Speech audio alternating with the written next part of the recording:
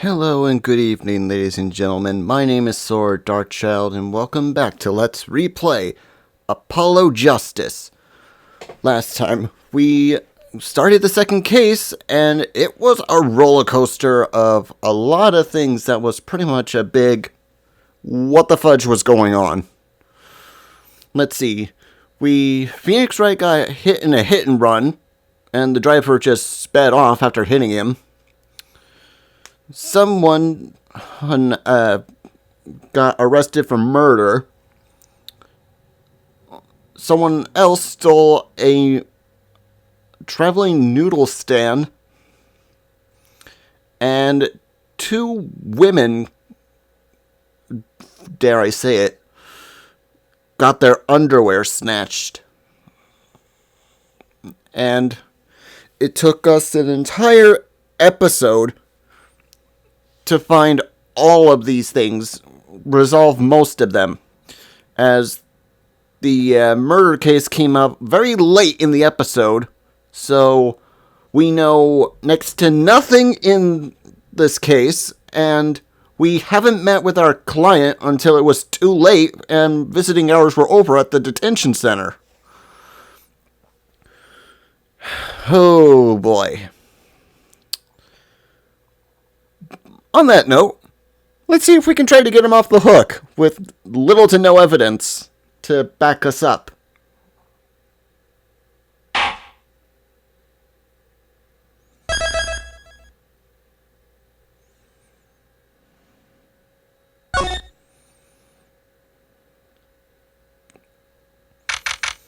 June 16th, 2026, 9:46 a.m.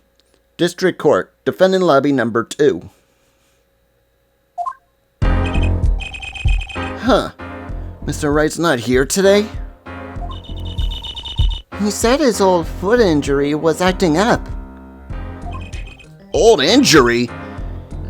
He was all smiles yesterday. Yes, he smiles when he said it would be fine as long as you're there, Trucy. Yes, fine. We'll be fine. Here comes justice! I started my voice training at 5 this morning. Ooh! Do some now. I want to see, hear. Huh? Oh, okay. My name's Apollo Justice, and I'm fine!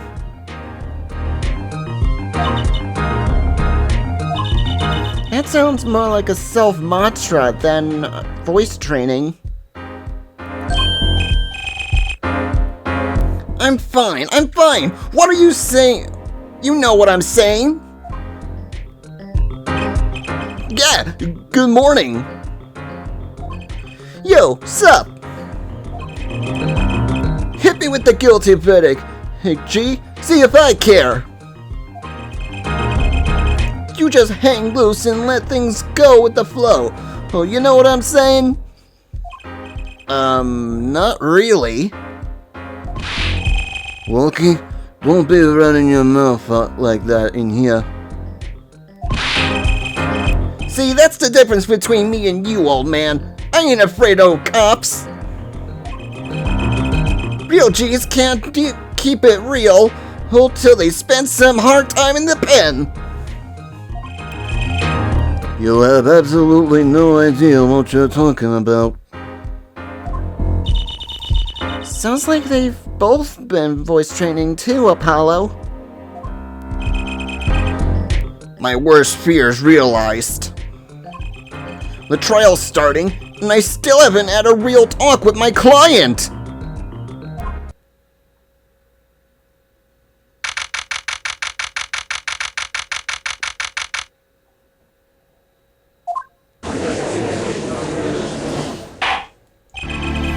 Court is now in session for the trial of Waki Kataki. The defense is ready, Your Honor. Ready to rock and roll here, Judge. Ah, it's him, the prince, the guy from yesterday. Hey, he's a prosecutor? It's Mr. Gavin's brother. Long time no see, Prosecutor Gavin. Were you taking a leave of absence?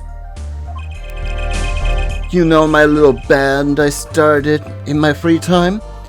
Thing is, we got real popular. Hard to say nine to your fans when 3 of your singles go platinum, yeah? I see. To be honest, I was a little concerned. I fear that you might still be distraught over that one trial. Not to worry, Judge. I won't miss this day in court for the world. It's worth even more than the VIP press is to one of my concerts, yeah? How could I pass up a chance to see my true strength? Of the little boy who bested my brother.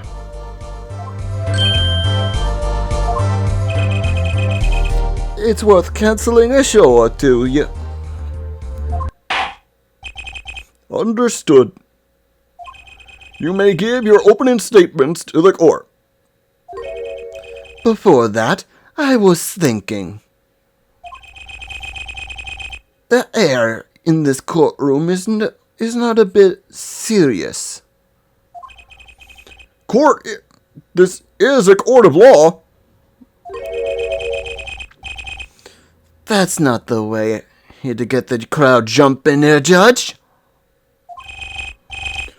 They're not supposed to jump. This is a courtroom. A stock, baby. Today, we play it my way.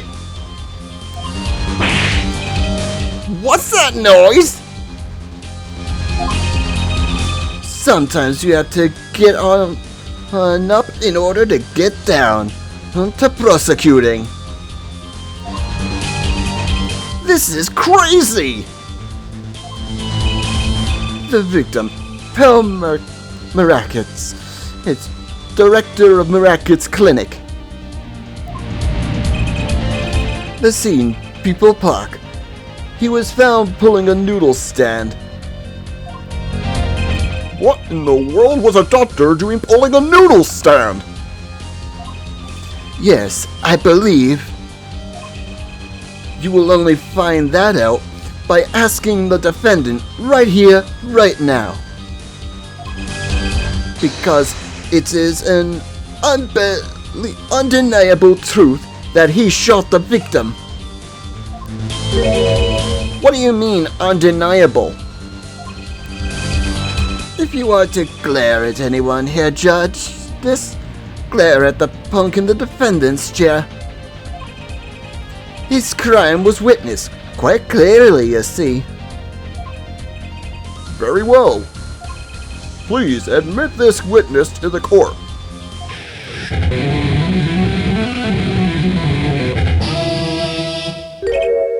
Nine. Not yet. First, we hear a little matter to clean up. First, there is a little matter to be cleaned up. Could you talk without the accomplishment? I swear I could see the guitar for a second. What is it, Prosecutor Gavin? The motive, Herr Judge. Why did the little punk do it? Why did he kill the director of Miratek's clinic? Objection! Not so fast. The defendant doesn't have to explain that. Oh, but what if the defendant specifically requests to do so? As he did this morning.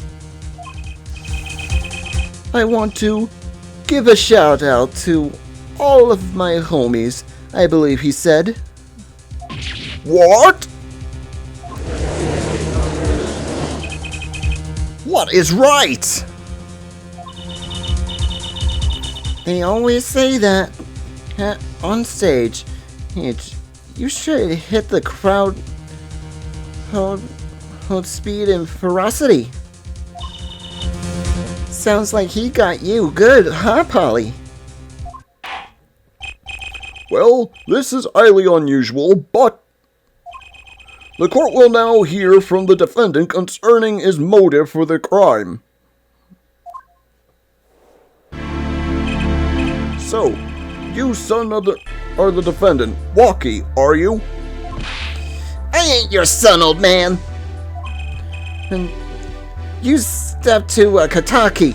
You best be prepared to step strong. You step to a public official. Oh, you best be prepared to step into jail.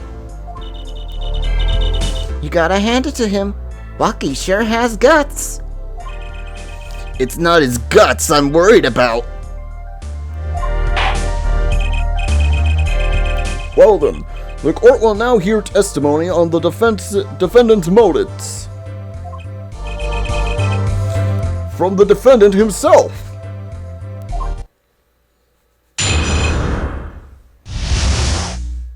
Baki Kataki's truth. I'll tell you one thing. That doctor was a quacker. Someone had to show him what's what. I was in his clinic about half a year ago. He messed up something bad. And then he just lets me go without a word. See you later. Bye. So I gotta go in, get another doc to patch me up again. That was the day I done figured it out. No OG's gonna let that pass. That's why I went to his pad that night. Hey, know what I'm saying? You're saying you were one of the victim's patients? A lot of stuff goes down when you're keeping it real on the street. True that. I tell you one thing, that doc was whack. Very well. The defense may begin the cross-examination. I can't believe this is the first time I'm hearing about this.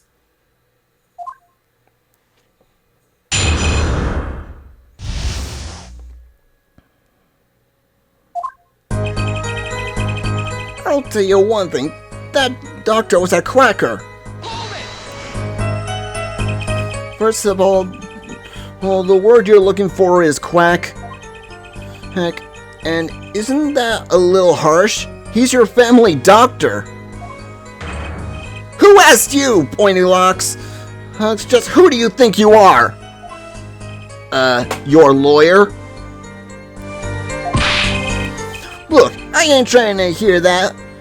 He was a quackier, plain and simple.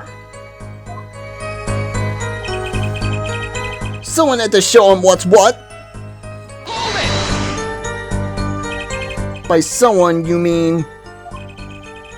Was there anyone with a score to settle with this doctor? Besides you, I mean? You'd better ask somebody else, Holmes. Holmes, what do I care? I made up my mind and did what had to be done. Straight gangsta style. But why were you so mad at this doctor? Yo, sit back and listen while I drop it, J-Man. I was in his clinic about half a year ago. Oh, he messed up something bad. So, you were a patient at the Maratic's clinic half a year ago. For what reason? I had what you might call a mark of honor. Care to explain precisely what was wrong?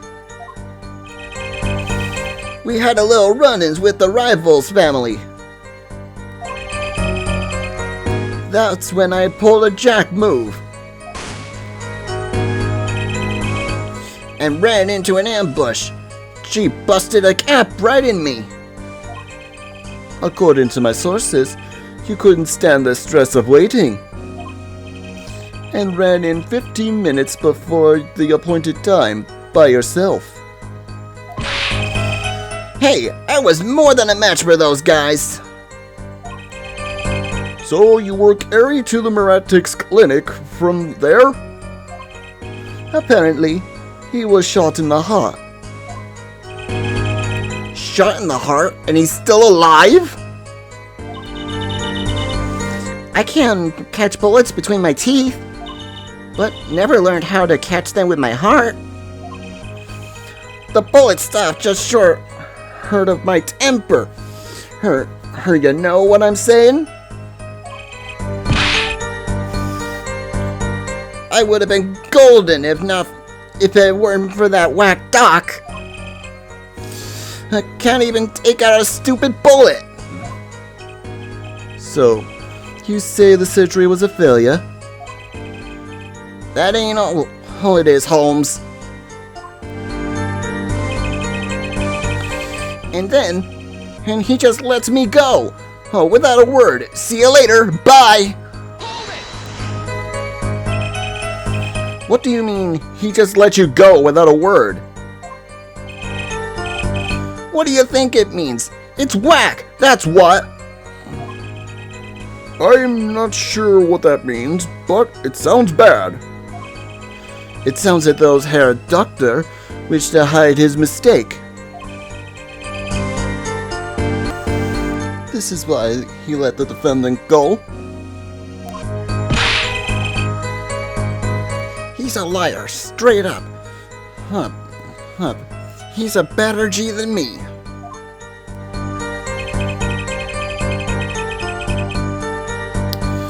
Unfortunately, guys, I'm feeling a bit lightheaded, as this testimony is one of the triggers for my seizures. So, if you want to read anything that my characters say, pause, because I'm going to be skimming through all of this.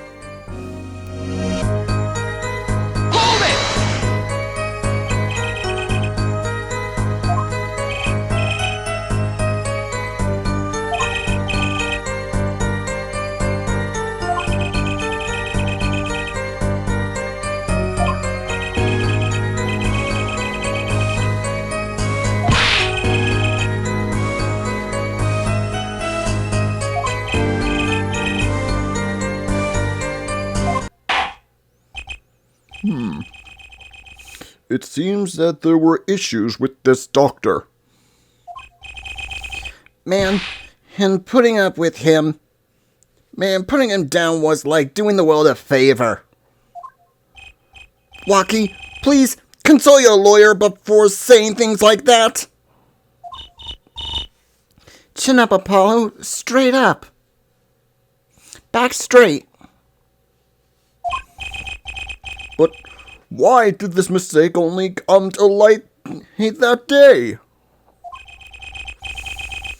It was found during the family health checkup. The family checkup? That was the wackiest thing of all. All SGs lining up, taking eye exams and all that. Better you die young than fade away, bizoy. A relief to hear. Eh? What's the relief? Oh, did your father not tell you? That bullet you carry so close to your heart, it's not attracted to immediately. If not tended to immediately, it could kill you. What? Yes, her daughter Mitex Hicks had knowledge concerning this ticking time bomb in you. Knowledge that could have saved your life. No way, that's whacked! Here's the proof. Your checkup report.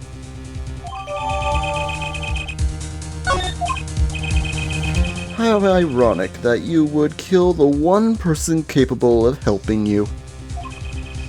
You're almost as careless as he was.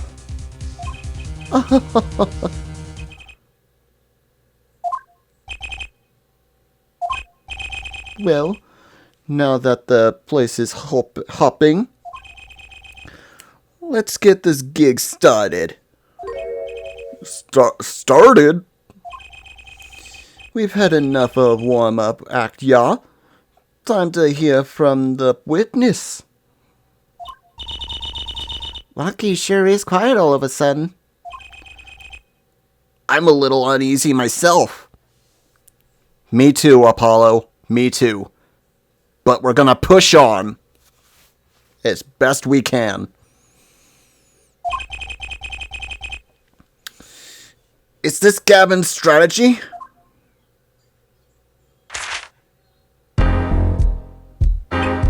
So, you will tell us your name and occupation?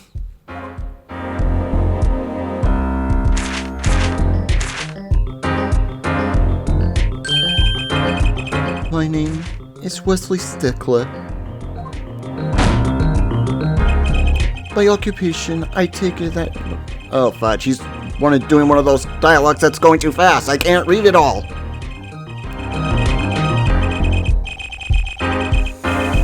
If you want to read what he's saying, pause it, quick! By which he means to say that he is a student. A junior at Ivy University, if I'm not mistaken. Yes, in the Department of Science and Engineering. Filled with curiosity for all things, I spend my days in pursuit of the truth, holding my... Stickler, please, direct said curiosity to the case at hand today. Very well, Mr. Stickler. Please testify to the court about what you saw on the night of the crime.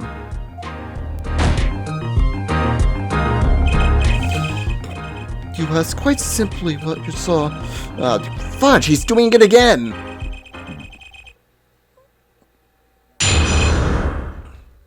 A night in the park. That night I passed through the park on my way home from shopping when I saw them. A man pulling a stand, another facing him. I saw them quite clearly. The man was facing the victim, was the defendant. In his hand he held, yes, a pistol. It was pointed at the man pulling the stand. A shot! A bullet hit the man pulling the stand from the front square in the head.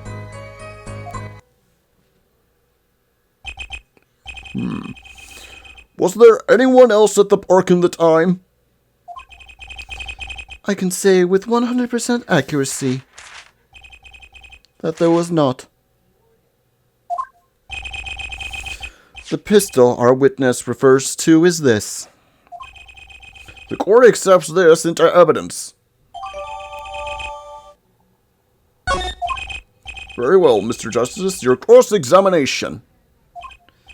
Yes, Your Honor. Trucy? Why are you staring like that at the witness?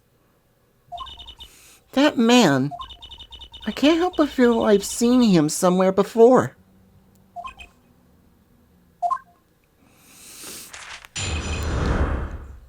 And I already know where the contradiction is. That night I passed through the park on my way home from shopping when I saw them. The man pulling the cart, another man facing him. I saw them quite clearly. The man facing the victim was the defendant. In his hand he held, yes, a pistol. Oh, it was pointed at the man pulling the cart. A shot. The bullet hit the man hand pulling the stand from the front square in the forehead. No, not in the forehead. Objection! Phew! If that's all of it, I think I have a chance. Is that you relaxing, I see, Herr Justice? Huh? Oh, ahem. Objection! Once is quite enough, Mr. Justice. Apollo, pace yourself. This trial's not over yet. Right. Ahem. Look at this. The autopsy report? Is there a problem with the autopsy report? Right, the problem. Yes, the problem is the location of the entry wound. The location? You testified that the killer shot the victim square in the forehead, did you not? I've already determined your angle of inquiry. Allow me to explain. Yeah, that won't be necessary, buddy. But you're gonna explain to us all anyway.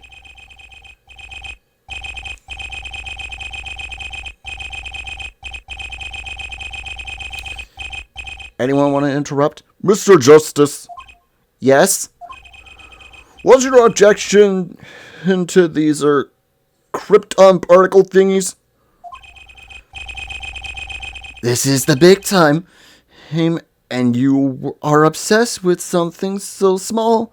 You disappoint me. No! Oh, I'm obsessed with something big. I mean, there's a bigger, less nitpicky problem here. Do tell. Just look at the autopsy report. The location of the entry wound was in the right temple. Temple? Mr. Stickler, you said quite clearly that the victim was shot square in the forehead. That's a contradiction, isn't it? It is, right? Finally! Objection! Herr Justice. Oh, Herr Justice. Yes? Your tactics are outdated. Try to shake the witness by objecting to trifles. Surely you haven't forgotten the fatal blow your master suffered 7 years ago? Phoenix Wright, was it? Look, I know the wound was in the wrong place according to this testimony. Here. Hey, yeah, forehead. Forehead? Let us imagine you were walking through the park. You see two men facing each other, one with a pistol, all trained on the other. What would you do, Herr Forehead? Well, I guess I would try to stop them. I'd probably shout, "Stop!" And you, Fräulein? Me? Well, I'd probably scream, "Eek!" And you, Herr Stickler? What did you shout, I wonder? There! If the victim turned his head at the last moment, gulp. Ah, yes, thank you for jogging my memory. It sounds like an addendum to the testimony is required. Night in the Park 2.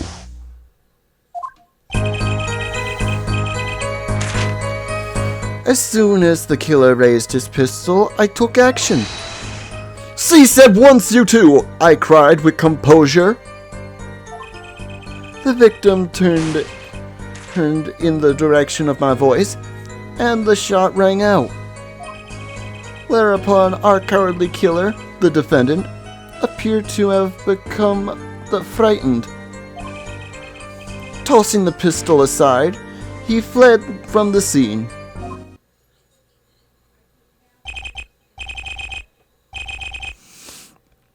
I see.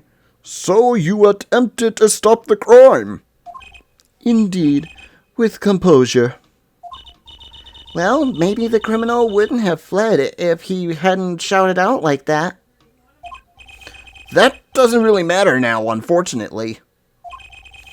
Let us consider this new testimony, shall we? Observe the diagram, if you would. The witness, Mr. Stickler, was it? Stood here. He shouted, "Oh, stop, please," or something to that nature. And the victim responded by looking in the witness's direction. If the killer were to have fired in that moment, as you can see, the bullet would have struck the right temple, as in the report.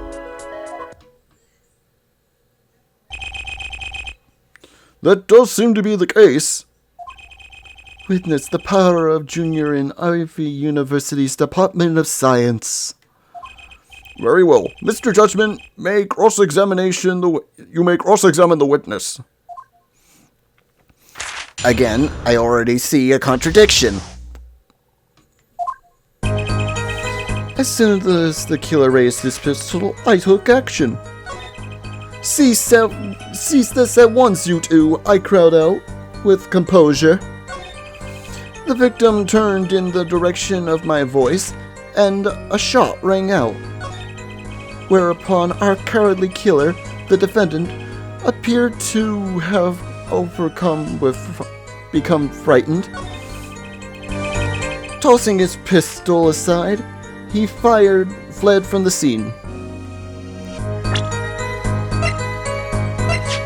Objection! Wait a second! Another misleading request? Yet you were so beholden to your own mode of discourse, you can't see how it affects you. Come again? Wait a second, you say? A second? Are we to intend to wait just that? A single second? 1/16 of a minute? That's hardly enough time to draw breath, let alone make a statement in court. Now, how had you asked... Mr. Justice! Yes, Your Honor? Am I to understand that you are objecting to the length of a second? Yes, I mean no! Oh, here, just look at the pistol! Oh, it doesn't have a single fingerprint on it! A common ploy, made all the more common, I fear, my prevalence of television. Criminals these days are loath to leave fingerprints. Wait, but you said the killer tossed the gun and ran! That's right.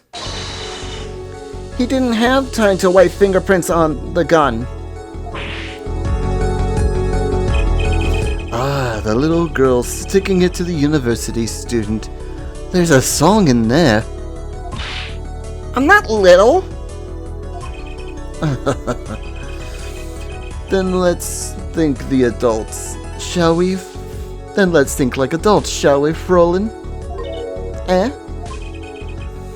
What if the killer, the defendant, was wearing gloves?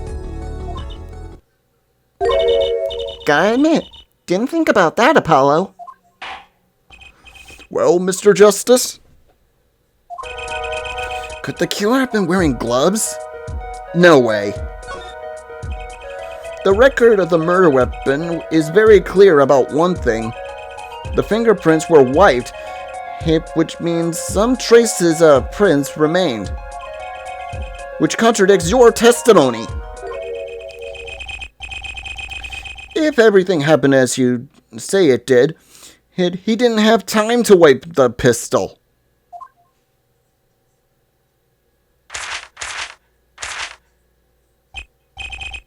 That may be.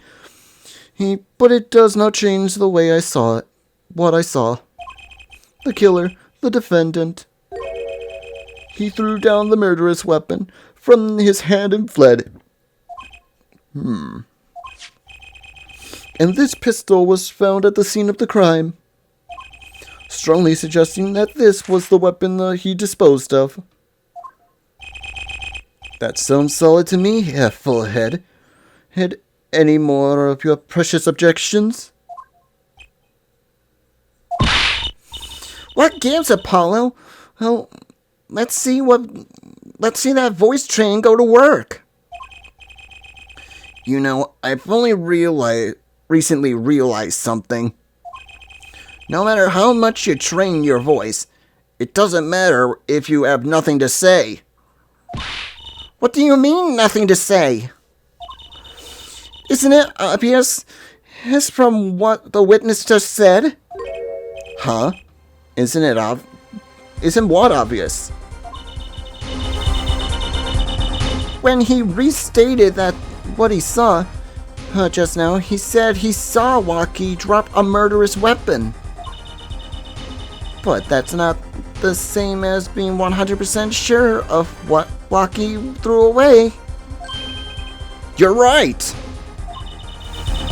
He just confessed because a pistol was found at the scene of the crime. Poor Mr. Stickler. It must be hard to be so perfect, and yet so wrong. Well, it can be said that I'm quite offended. And there he goes again with his fast-speaking monologue. What can we say for certain is that the witness saw the killer throw something.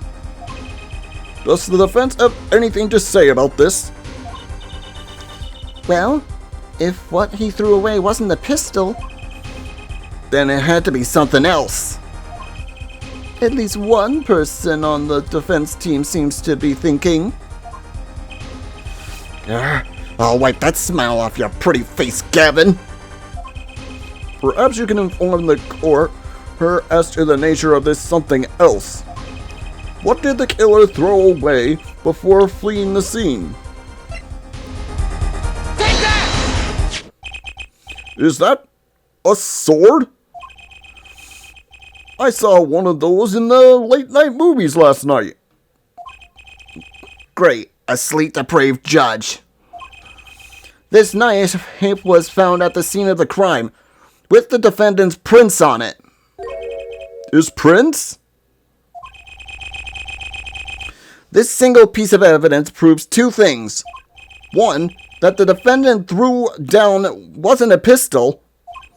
And two, that the defendant wasn't wearing gloves. Indeed. Oh, Herr Forehead? You're forgetting two other things you've just proven. Huh? One, that the man the witness saw was the defendant, Mr. Waki-Kataki. Two, that the defendant was holding a knife with the intent of harming the victim. Indeed. Never underestimate a Gavin is the lesson here.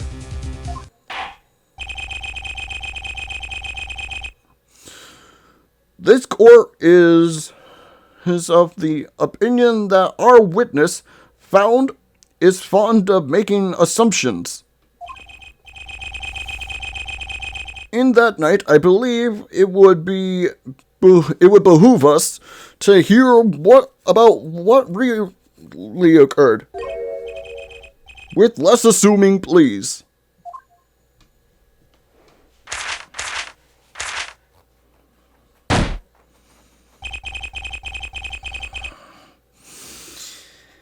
It is always the same with you people. Mark left the house on foot, and 5 minutes later, his brother left after him. How long would it take for Mark's brother to catch up to him? Assuming that Mark never had to stop for a traffic light. Assuming, yes, that's what I said, assuming. As if that were a probable solution at all. Yet here you are, assuming that my assumptions is no better.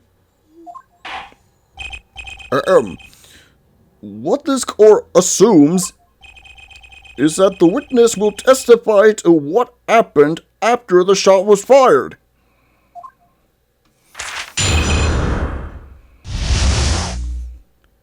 From shot to call. I could not prevent the killer from leaving the scene, nor could I simply leave the scene in good conscience.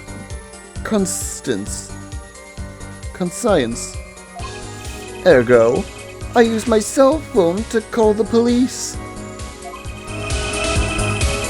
Until the police arrived at the scene 10 minutes later, I saw no one else.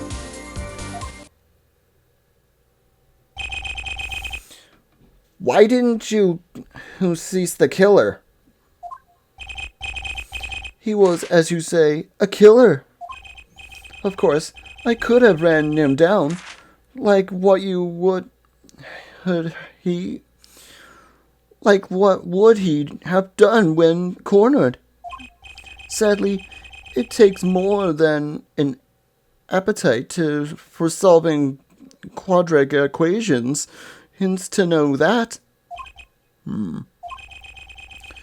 Did the testimony earlier not prove the defendant's presence at the scene? And do we not now also know that there was no one else there? It seems clear that we have our killer. Does it not? Does it not, Mr. Justice? I better find a way to take this testimony down quick.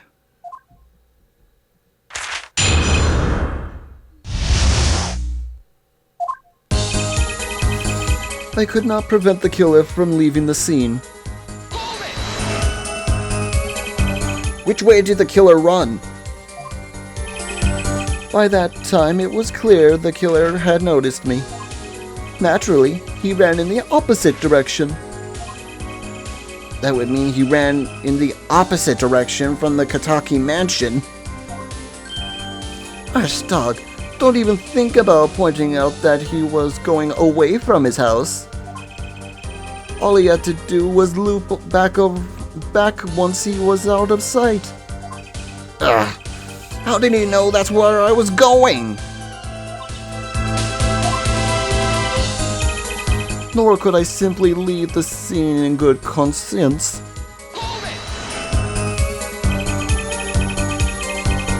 You were certainly composed for someone who just witnessed a killing. If one is to devote one's life to pursue the science, one must never flinch at the sight of a little blood, nor be moved by the criminal discovery that one drops one's flask upon the lab room floor. Ooh, cool answer. Very cool. So nothing strange about how he acted. Trucy looks like she has something to say. Ergo, I used my cell phone to call the police. Wasn't your first thought to call the police? Call an ambulance? It can be said that I have dabbled in medicine. The injury I witnessed, namely a single shot to the head, tends to result in death. Ergo, there was no need for me to call an ambulance. Oh, the perfectly soliloquy. A proof in 3 parts. Exquisite. Simply exquisite. He actually looks like he's going to cry. Until the police arrived at the scene, 10 minutes later, I saw no one else. Can you tell us in detail about the 10 minutes? I stood in the state of heightened awareness. Anything could have happened at that moment. Anyone could appear in any direction. Is that all? No one came. Nothing happened at all. I saw it all. Which is to say, I saw nothing. It was late at night. It's not odd to think there would be few people around in the park. So he just stood there, watching? Not much to go on from there. Trucy, if you got something to say, by all means, say it! Ah! I can't find a single problem in this testimony. Had enough at last, forehead? Maybe it's time to back out a bit? Yeah. There's nothing fishy about that testimony at all. It appears that there are no objections to the witness's current testimony. There are many number of ways to explain the lack of prints on the pistol, I assure you. Perhaps the killer really was wearing gloves, which wiped her previous user's prints off. Then, after the deed was done, and this fell out of his pocket, and he was throwing the gun away. A mistake befitting the small-time punk, in my opinion. No. No!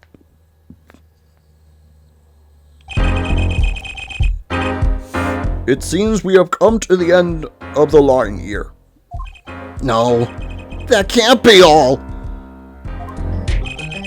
How unfortunate. It seems that you weren't cut out to stand on the same stage as me. Were you, Herr Forehead? I believe this brings the cross-examination to a close. The court will now declare a verdict for the defendant, Waki Kataki. Hold it. Eek!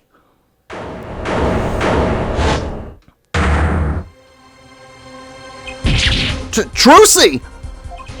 Nobody move. What is the meaning of this? Who are you? There'll be no verdict in this court. Not yet. Wait, who are... Are you one of the Katakis? The Katakis? You mean the notorious gangsters? If you don't want to see me give the pretty little girl a new smile, do as I say. Adjourn the court for 20 minutes. What? This court will not bow to the pressure from the likes of... Yeah, Judge. I see little point to further aggression, this gentleman.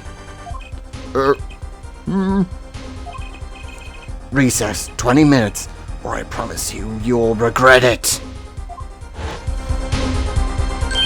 Well, wait! How did he disappear so fast?